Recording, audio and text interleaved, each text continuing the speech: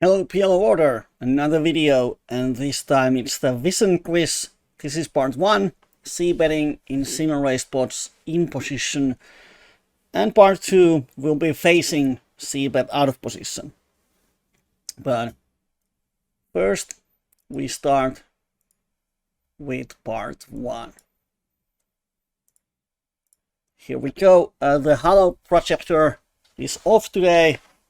It's under maintenance, so we go without beautiful video feed. All right, first one. We are on the button. Big blind calls, King 6-3, rainbow board, and we have middle pair, 2 backdoor flush draws. Now, first thing before we start is some familiar stuff. It's a Vision quiz, which means that you can either just watch it while eating popcorn, or I will give you a few seconds to make your own decision. If you want to think it truly, you can pause the video. And my advice is try to make your own mind, give your answer before seeing mine or seeing what Vision does. That way the video benefits you the most. Another thing is that Vision assumes that opponent like Big Blind here is going to donk certain frequency on certain boards. In reality, when we play smaller stakes, people don't donk as often, which means their checking range is slightly stronger. And the way Solver approaches this problem or strategy is that it c-bets slightly less. So there's a lot of hands that are close to c-bet or checking. Then in reality, those probably are checking hands, given the fact that opponents have stronger checking range than what Vision here assumes. Alright, first one. What would you do? It's a bit tricky one. Without the middle pair, most likely it's a bet. With the middle pair, not sure how likely Vision is to see the turn. I would assume that Wheel 6 entitles checking, which is the correct play. Without the 6, this might be even a bet with 2 backdoor flush draws. And we can see that our actual hand is a bit mixed strategy. If it was suited to the spades and clubs with Jack and 8 high flush draws, it would be a bet. But then the exact hand is a check. But most of the times these 2 backdoor flush draws are checks. Then some of those combinations are bets. But to simplify, especially in small stakes where the big blind checking range is slightly stronger, with 2 backdoor flush draws, you might want to just check it and see if the turn helps you. Half of the turns help you, so would be a nice thing. Then middle pair, cut shot, and flush blocker. How relevant the flush blocker is in solver strategy, how relevant it is in our actual strategy. What will you do? Now, in reality, you check back, and when the flush comes, then use the blocker. Wouldn't be surprised if Solver bets here, because Solver would bet flush draws, so it would bet flush blocker, and you can see that pretty straightforward bet. 96% times this hand is a bet.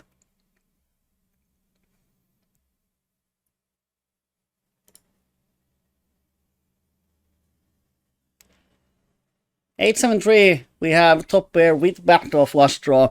Big blind checks. What would you do? In reality, this should be a check back, given the fact that big blind is checking his stronger hands too. But Solver likes to bet. This is one of those hands where Solver strategy might be different from what we should play on lower stakes, where people don't have balanced donking range.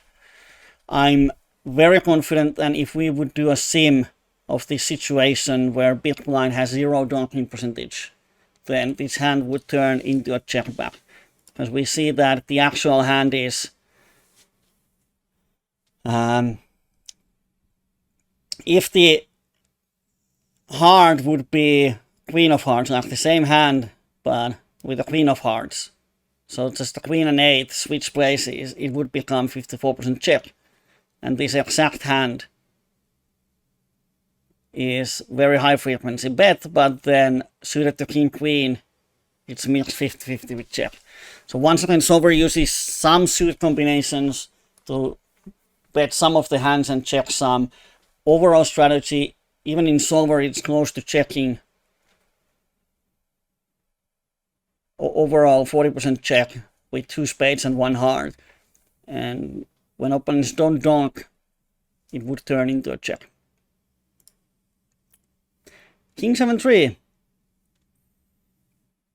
Dry board, and we have dry aces. Do we want to bet or not? What would you do?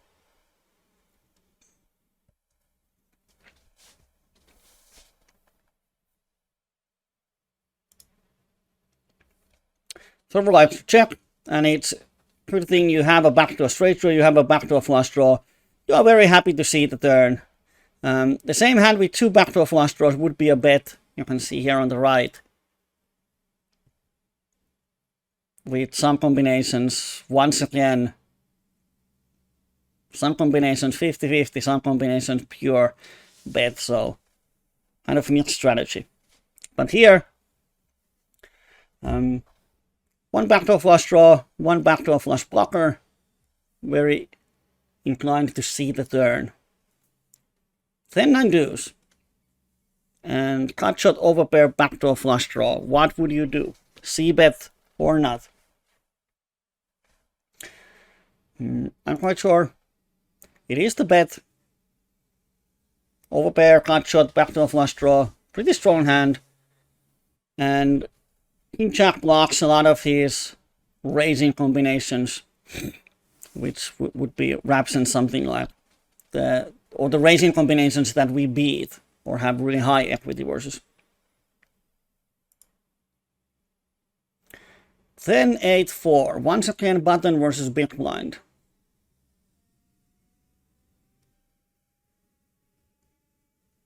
Well, bad variance, having only button versus big blinds here.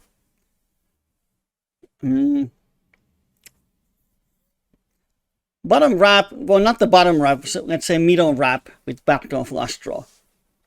What would you do? Would you bet the wrap or check back?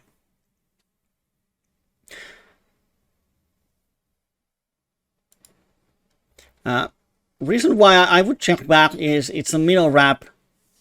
It's not even the nut wrap. There are some nut outs. There's flush draw. We have a backdoor flush draw. We're very happy to see the turn. But solver would like to bet, and it's pretty pure bet. Without the backdoor flush draw, it would be a check.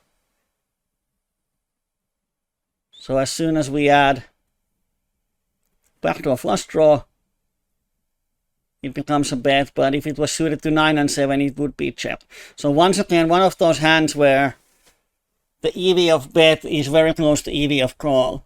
And when opponents don't donk some of their stronger hands in the range, which means their checking range is slightly stronger, one of those hands where if we would do a sim without the donking strategy, this actually would turn either to a check or very close to the check.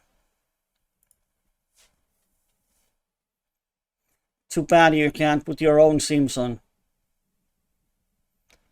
Listen, and too bad you can run multiple flops in one sim. You have to do 1 sim per flop per positions. And right, 7-4 deuce. We have flush draw and 6 blockers. Do we bet or do we not? What would you do? And even backdoor flush draw. Quite a strong hand. Lots of good turns to just barrel with pressure on opponent.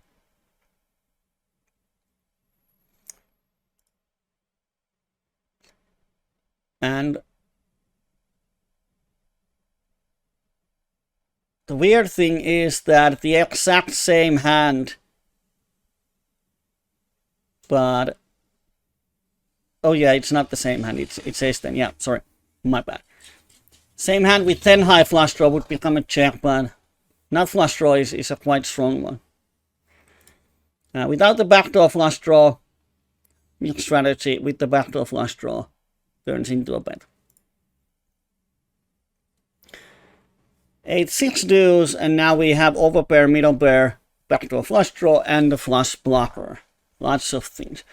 What would you do? Bet or check? And one of those hands, if we bet and get raised, we're not super happy. We have 0 not outs. Well, we have 2 actually, but only 2 outs that we're super happy to see on the turn, and lots of turns that help us. We have the backdoor flush draw, we have the backdoor straight draw, we have overpair, we have middle pair.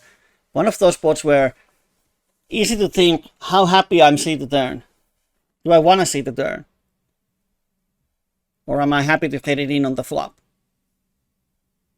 Or if there's no turns that help us, then is it a good spot to bluff? But every time when there's lots of good cards in the deck that improve your hand or give you more equity, you should definitely think about seeing the turn.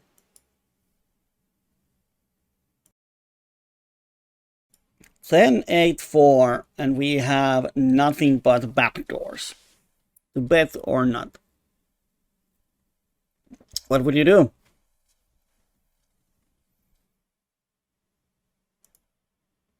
And solver would bet. Was thinking, would it be that aggressive? Not sure if solver would bet if opponent doesn't ever donk. And if we want to simplify our life and strategy, then the flop question is, do we hit the flop? No. So the next question is, do we have fold equity if we bluff? And do we have equity if we bluff? And if we bluff, we don't have that much equity. We have 3 overcards, a couple of backdoors, 3 backdoors, so we might have like 20%, 25 versus his calling range. But we have that same equity if we check back. That's with 3 backdoors and overcards, I would be happy to see the turn. Not sure if we have fold equity on this board to make a bluff. So it would require barreling, which I'm not so sure if it's the right strategy at the small stakes. But yeah, in solver strategy, it's a bet. In reality, if opponent ever donks, should think about checking. Because once again, lots of turns that improve our hand. Top set with a jack high flush draw. Do we bet or not? And now, what would you do? If someone is thinking, why would we ever check top set with a redraw? Then think about this. On this flop, solver wants to have strong hands in his checking range. If it always bets top sets, middle sets, and so on, then if turn pairs the board, it's easy for opponent to exploit that.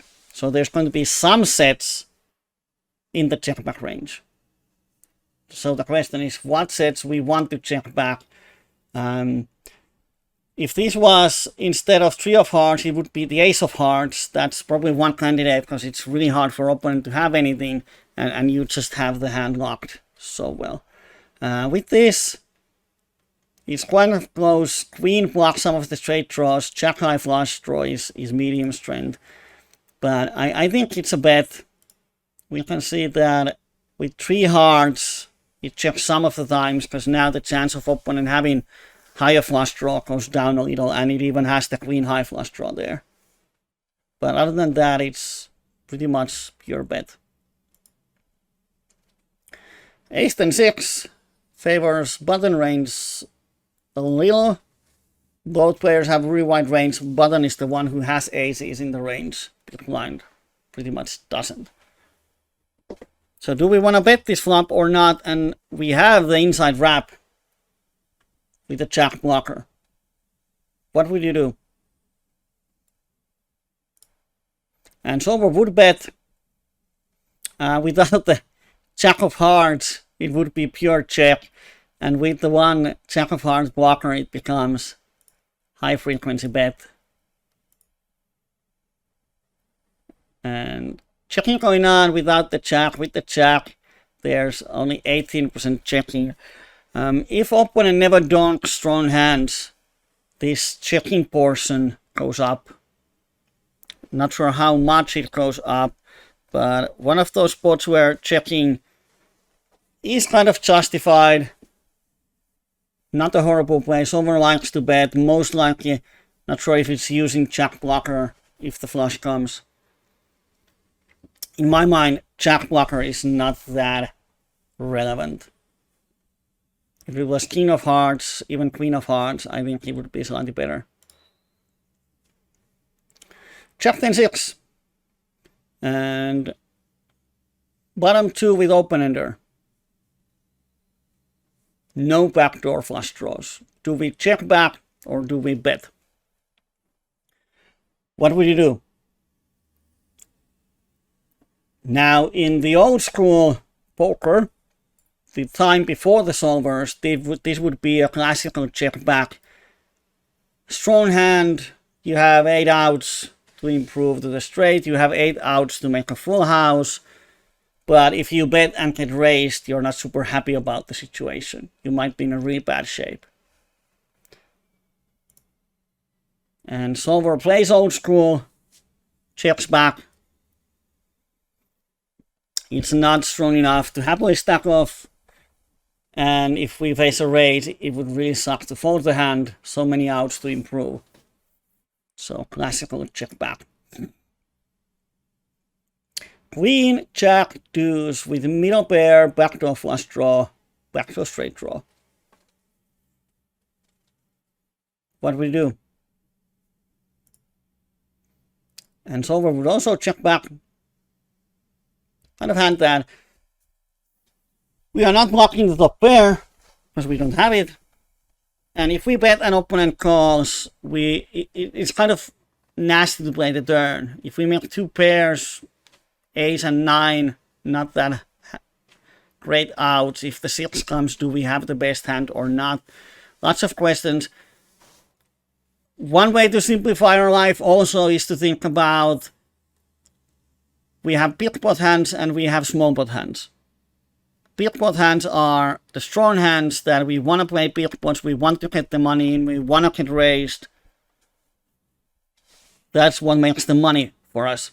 And then the small pot hands are kind of middling hands that we're happy to see the turn, we're happy to keep the pot small. Maybe opponent makes a bluff on the river, we bluff catch and so on. This is not the hand that we bet opponent raises. We are not dancing and shoving like, I have a strong hand, let's get it in. We bet an opponent raises, we're not happy about the situation. 7-3 deuce with overpair and top pair blocker. What would you do?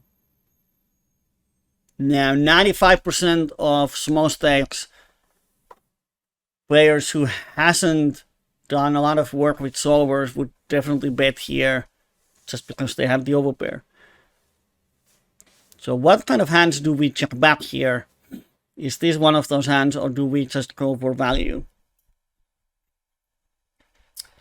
What would you do?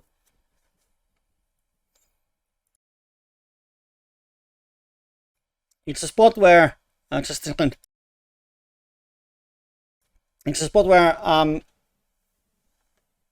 the board is not that dangerous. Of course, there's 40% of the turns that kind of change the board. But one of those hands that we could start to check back. But as we don't have any backdoors, I would go for betting because we don't achieve anything in the turn. The only reason why we would check is to induce a turn stab. If opponent is very aggressive and in solver strategy, everyone is balanced. But yeah, it's a bet with absolutely everything. Top pair and overpair on triboard. No trickiness there.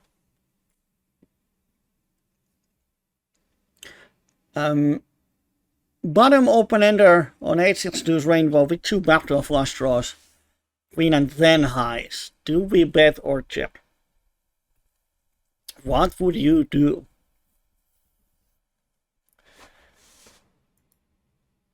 And solver would like to bet. I was assuming that if it had higher suits, like queen and jack, it would bet more, and this would be a check. This is not a check. This is very pure.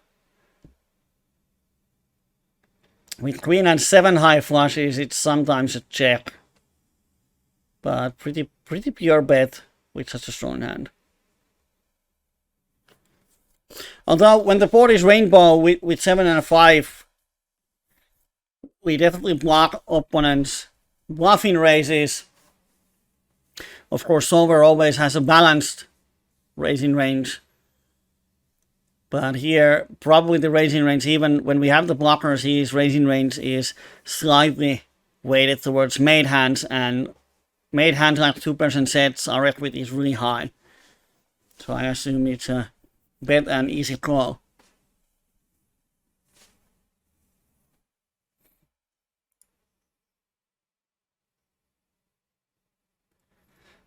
Then 7-3, and we have interesting hand 8-8-4-4. Future blockers to both ends of the straight. What would you do? This one is interesting. Kind of know what would solver do if opponent checks his stronger hand. The blockers are such good ones that I would definitely want to bet this and then barrel anything of jack or lower. Or 4 to jack. Anything that completes a straight, unless it's a 4 or 8, of course. And solver likes to bet 2. Pretty bet heavy frequency with 1 backdoor flush draw. Without the backdoor flush draw, most likely versus no donking strategy, the hand is 36% check. It would turn into check back if opponent donks 0%. So it's always good to understand when you work with solvers. If you play on stakes where no one plays solver strategy, then do you need to adjust immediately, and how, or should you just follow solver strategy? It's not. Solver strategy is not something you have to do. It's something that helps you to be more balanced, and then your job on the tables is to figure out when you need to be balanced. Versus some opponents, you might need to be very balanced, versus some zero balance, and then everything in between. And good player knows when to be balanced and how, and when not to be balanced and how. Naked open-ender, backdoor flush draw, old school check back, but would you check back here? It is old school check back. Good rule of thumb is naked flush draw, especially non-knotted flush draw. Naked flush draws, naked open-enders are old school classical checkbacks. Let's do a few more. Naked overpair on check 9-6 without pretty much any blockers besides the queen then straight, which we can use if king comes. So what would you do? Now it's a spot where we have some value in the hand, but the turn doesn't really help us. So we don't have a reason to go to the turn on purpose. But once again, if we bet and start to make the pot bigger, is it good for our hand? And so we like to bet. It's one of those spots where I might take a small pot line. And it's pretty much mixed 30-60 and 30-70. If opponent never donks, then once again the checking frequency goes up, so it might be 50-50 or even close to the mandatory check. You can see that if you have 1 or 2 backdoor flush draws, then with 2 flush cards, like if this would be 4 of clubs, it would turn into a check.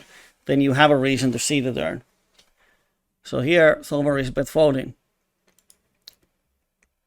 Last 3 hands. Top and bottom 2 pairs with not flush draw. and then is great blocker for opponents' bluff raises. What would you do? And wow, I was so sure that it's pretty easy bet, but solver likes to check. This is what I talk about. Sometimes it has really strong hands in his check back range. And with 2 backdoor flush draws, it would bet. Without the nut flush draw, it would bet. And this hand is 36% bet, 64 check. That's kind of interesting.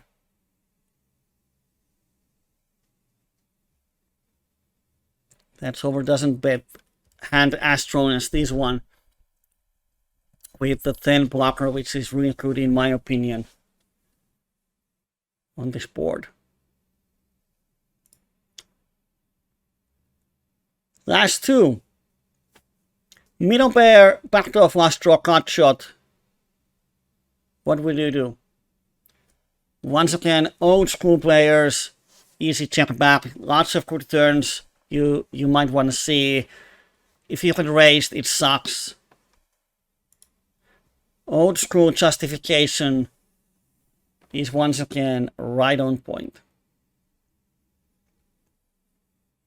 With the nut flush draw, it would bet. And the last one of today, 9-5-4 single suited. We have try over pair with king high flush draw, blocking the queen high flush. What would you do? Now this is quite interesting one. If we bet and get raised, are we happy to stack off? If we had ace king of spades, then probably it would be a bet. Here, without the suited ace, if opponent never donks his strong hand, I'm somewhat confirmed or confident that it would be a check back. But even here, without donks, then it's even more clear check. Now this hand is 94% check. If opponent never donks, I'm 100% sure it becomes 100% check. So once again, not so happy to stack off, but really happy to see the turn.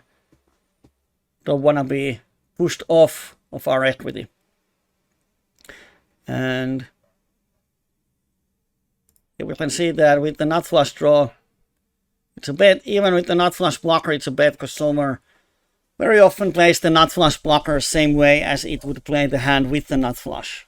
So there's a natural balance in that one. All right, that's half an hour of PLO Vision. I hope you enjoyed. I hope you paused the video or made up your mind in those few seconds, because that's when you learn the most. If you have any questions on the hand, like you want to see certain combinations of suits or different hands that you started to wonder what would we do if we had this and that, just let me know. Put it on the Discord. We'll be happy to reply on that one. And I will see you on the part 2, where we are the one in out of position facing the c-bet.